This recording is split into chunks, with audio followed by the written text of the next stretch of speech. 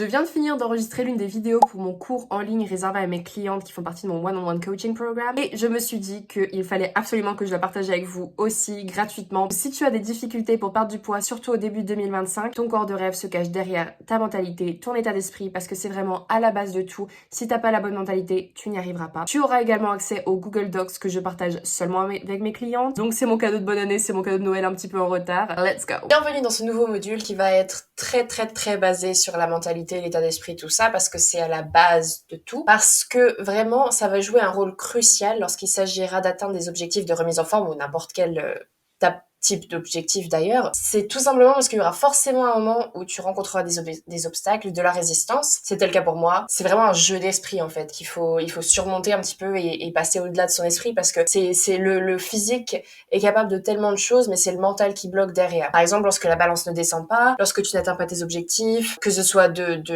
encore une fois, de corps ou de performance dans le temps que tu t'étais donné, quand tu n'as pas envie de faire du sport, quand tu n'as pas envie de manger sainement, il faudra avoir un mental fort en fait pour continuer à croire que tu peux atteindre tes objectifs et ensuite à agir effectivement. Déjà un état d'esprit ou une mentalité, c'est vraiment un ensemble de pensées, de croyances, d'attitudes et même de perceptions d'ailleurs que tu as de toi-même et de ta réalité. Donc il va façonner ton comportement dans la vie de tous les jours, mais aussi ta réaction face aux défis. Donc il y a deux types d'état d'esprit. L'état d'esprit fixe, qui consiste vraiment à croire que l'on est avec certaines qualités, certaines attitudes, capacités, tout ça. Et en fait, une fois qu'on est avec, on peut pas les changer. À l'opposé de ça, il y a l'état d'esprit de croissance qui va vraiment te pousser à croire que par l'effort, l'apprentissage, la persévérance, tu peux acquérir davantage de qualités, changer d'attitude, développer des aptitudes que tu n'avais pas avant et des compétences que tu n'avais pas avant. Donc la question, c'est vraiment où est-ce que tu penses te situer. Et moi, j'aime bien voir ça plutôt sur un spectrum, je vais dire spectre, c'est peut-être pas le mot, mais bon, sur un spectre, hein, ou une échelle du moins. D'un côté, c'est vraiment, on part à 1 sur 10, qui est vraiment l'état d'esprit fixe, et après 10 sur 10, c'est l'état d'esprit de croissance, et vous vous trouvez quelque part entre les deux. Alors, on va parler un petit peu plus de comment ça se traduit dans le monde du fitness, parce que par exemple, ça peut se traduire par la peur de l'échec, ne pas vouloir faire un nouvel exercice, ne pas vouloir aller en salle de sport parce qu'on a peur de pas savoir comment faire quelque chose, se confronter à la balance, ça peut être une grosse peur aussi, et vraiment au niveau de la tête, ça peut coincer. Ça peut être aussi essayer de porter plus lourd à la salle, de courir plus loin, d'essayer quelque chose d'autre, ou tout simplement, donc vraiment, c'est à la base de tester ses capacités. Un état d'esprit fixe, ça va être vraiment découragé très vite et même peut-être trop effrayé, entre guillemets, pour essayer parce que si j'échoue, enfin, si je risque d'échouer, vaut mieux pas que j'essaye. Alors qu'un état d'esprit de croissance, il sera plutôt motivé par l'idée d'essayer quelque chose, d'échouer, d'apprendre et de s'améliorer. Donc, comme je l'ai dit, un état d'esprit fixe, ça évite les défis et ça abandonne dès les premiers obstacles, alors qu'un esprit de croissance, c'est vraiment l'inverse, c'est être encouragé à être plus résilient et à apprendre de ses échecs, en fait. Donc, c'est pour ça que vous voyez très vite que c'est important, que tu vois très vite que c'est important de cultiver un état d'esprit de croissance, parce que ça va s'avérer difficile, hein, la perte de poids, la transformation de temps pas au début, pas dans le sens que c'est trop extrême ce que tu fais, mais dans le sens qu'au bout d'un moment, c'est vrai que c'est fatigant. Et il faut voir ça de toute façon, que tout ce qui est dur à faire, ou tous les types de transformation, du moins, c'est toujours un petit peu dur à faire, parce que c'est tu perds une partie de ton identité, une partie de qui tu étais pour te transformer en quelqu'un d'autre. Mais l'adoption d'un état d'esprit de croissance, c'est vraiment ça qui te permettra d'obtenir les meilleurs résultats. J'ai trouvé un test en ligne qui peut être amusant à faire. Il est en français. Si tu as pour savoir en fait si tu as un état d'esprit de croissance ou un état d'esprit fixe, un peu entre les deux, tout ça.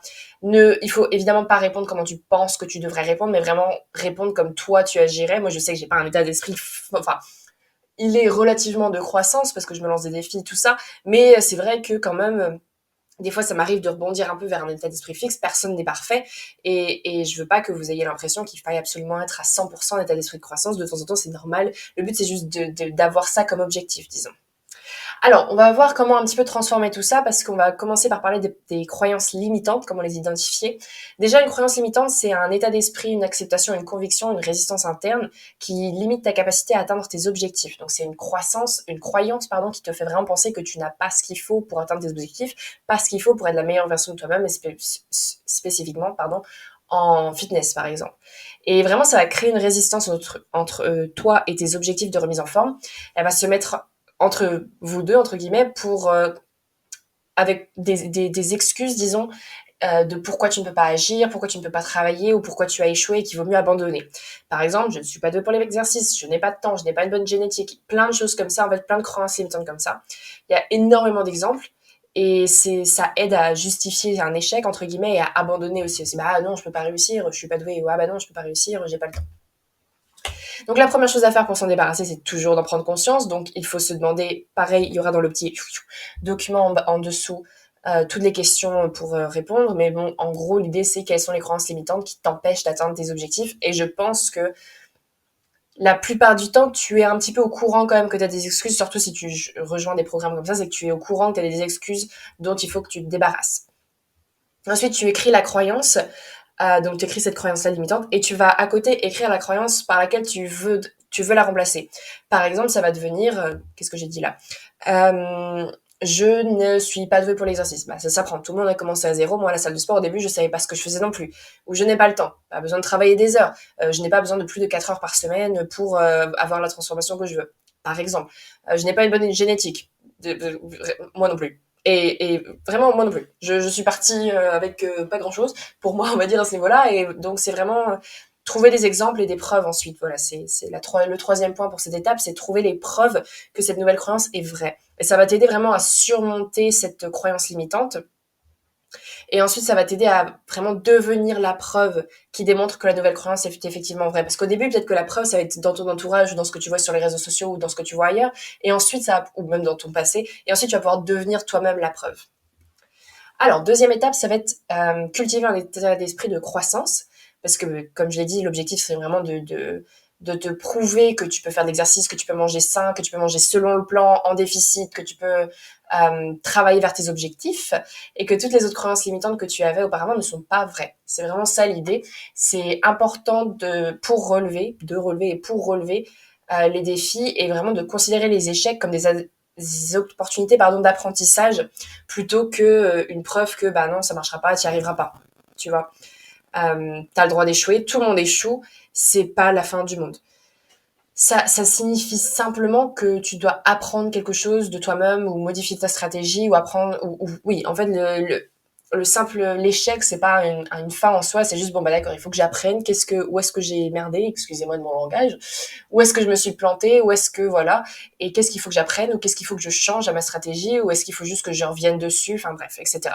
L'idée c'est vraiment de se concentrer vraiment sur qu'est-ce que tu peux apprendre des erreurs que tu vas faire. Même si ça, c'est quelque chose dont on va discuter pendant les appels, il n'y a pas de problème. Et la manière dont tu peux continuer à t'améliorer et te développer. C'est vraiment ça l'idée. Et c'est ça qui te permettra de devenir une nouvelle personne qui a le corps de rêve, etc.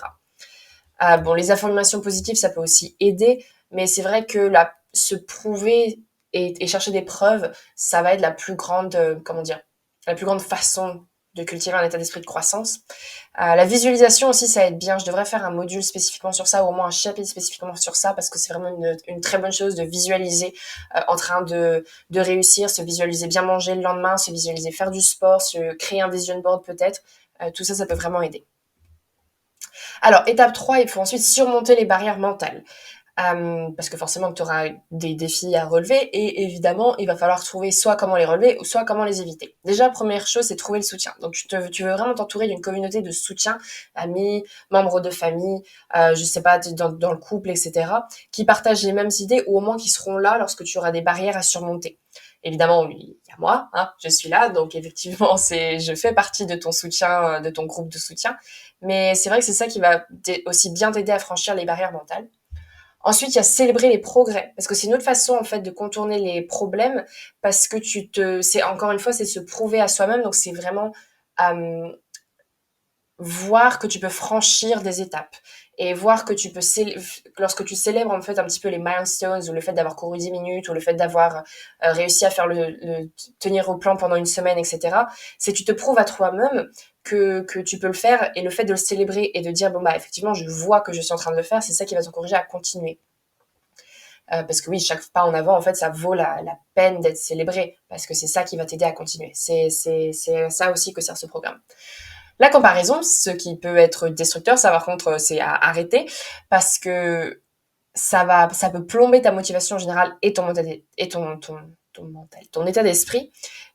juste parce que comparer ses progrès à quelqu'un d'autre, c'est vraiment pas productif. C'est plus facile à dire qu'à faire, je sais bien, mais bon, il suffit par exemple de bloquer certaines personnes sur les réseaux sociaux. Parfois, c'est ça qu'il faut faire. Parce que tout le monde a un parcours de vie ou même de fitness ou de remise en forme qui est vraiment unique et ça peut être démotivant de voir que quelqu'un d'autre fait quelque chose de différent ou voir quelqu'un d'autre a des progrès plus rapides ou quelque chose comme ça. C'est contre-productif, ça marche pas, ça va être vraiment aider à... Comment dire? C'est pas une bonne chose.